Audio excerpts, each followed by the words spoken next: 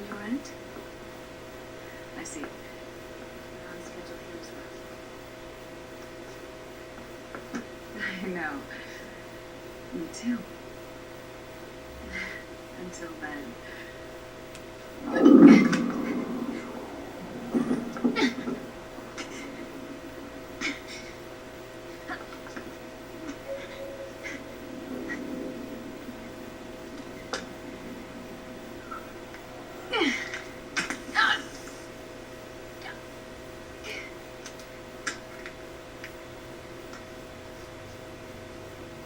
Naomi.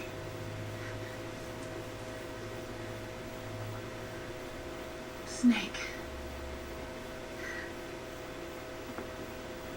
I knew you'd come. You and I, neither of us can escape our fate. I haven't seen you since Shadow Moses. How long? 10 years? 9. And Dr. Emmerich, is he with you? Why? I thought he'd be the only one able to open the mail I sent. Not many people could recognize 4D sound data in a Soliton radar file. How is the good doctor? Otacon's fine. He's the same as ever. Otacon? I see. Who were you just talking to? Liquid. Although I suppose he's really Ocelot, from a medical standpoint. I thought he was here. He's not, at the moment.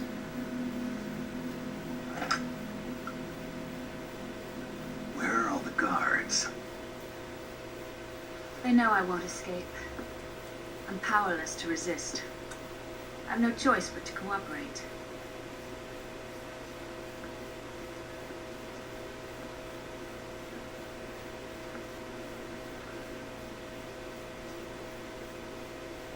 Naomi, what happened in the Middle East?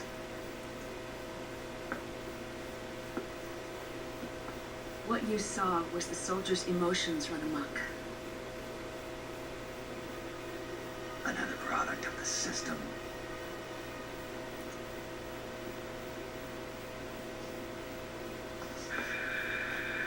You don't trust me?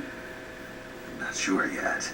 And if I answer your question, Let's hear it first. Liquid, we thought the SOP was an ID control system designed primarily to maintain order and control in battle. And we were right. But only partially. SOP had another function. To control people's senses. The nanomachines inside soldiers' bodies adapt to different conditions, promoting the release of neurotransmitters, hormones, and stimulants, giving them an edge in battle. They can create an artificial combat high by releasing endorphins at the same time a soldier kills an enemy. Or they can suppress hormones to neutralize the soldier's emotions, prevent them from panicking and engaging in friendly fire or needless massacres.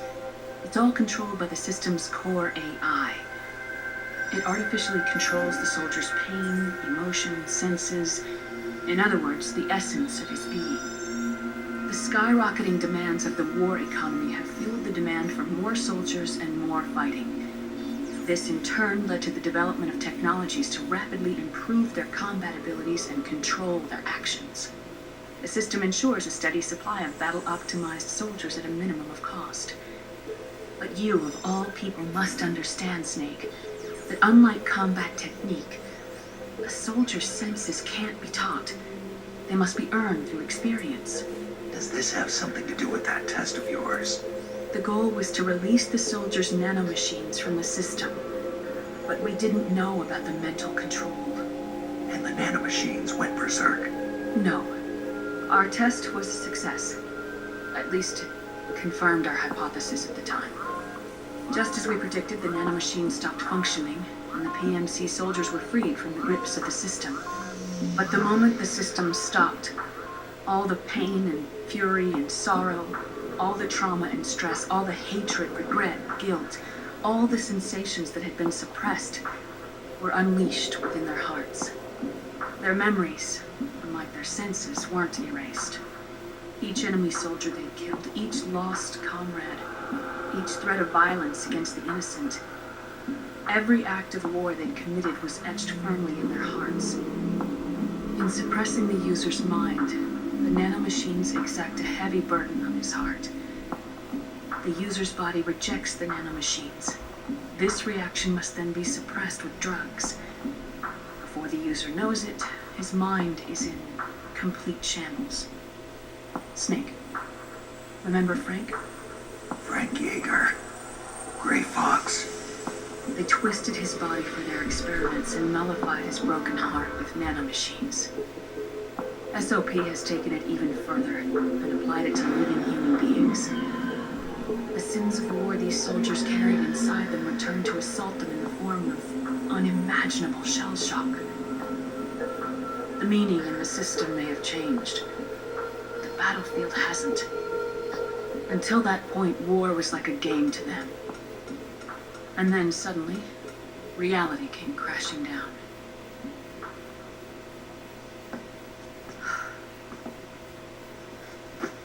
Ordinarily, our hearts are hardened through experience. Even the most grizzled veterans live with an inescapable guilt they've had to overcome bit by bit through the years. And even then, it never truly goes away. For a mind lacking that essential experience, it was simply too much to bear.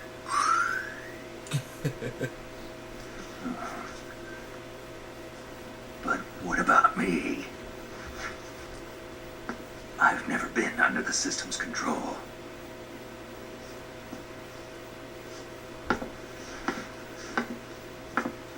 That's why I want to examine your body. You need to know too.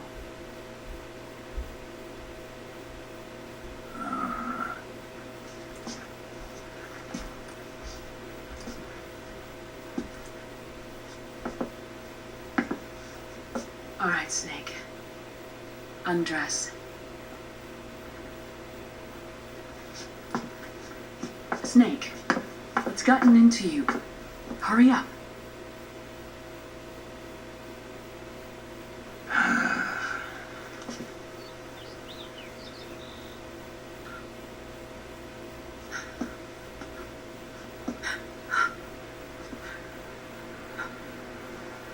Oh my God.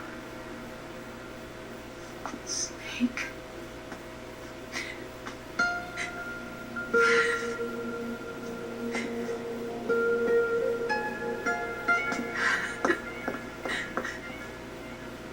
All right, let's just get this over with. Yes. Of course. I'm sorry.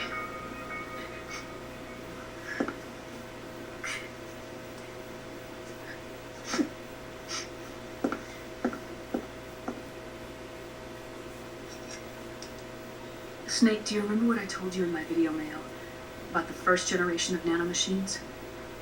The ones you stuck me with at Moses. Yes. The nanomachines are recharged by your body heat. They won't stop functioning until they're all extracted. Or until you do.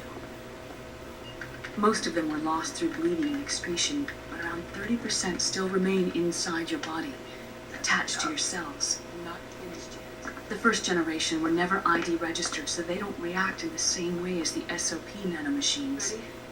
But they may be interfering with your body and with your heart. So, does the aging have something to do with Fox diet too? No. Your telomeres were intentionally set up to be short, regardless of the age of the original. One of the genes that inhibit reproduction and aging, the clotho gene, was intentionally mutated as well. But more importantly, your chromosomes, like liquids, were provided with terminator genes to prevent them from making copies. Why? Your clones created for one purpose: war. And so, in order to prevent you from being abused by clients or stolen by the enemy, They shortened your lifespan and removed your ability to reproduce. It was a safety device to ensure that the seed of Big Boss didn't end up in the hands of others. The reason you're aging so rapidly isn't because of disease or faulty research or Fox dye.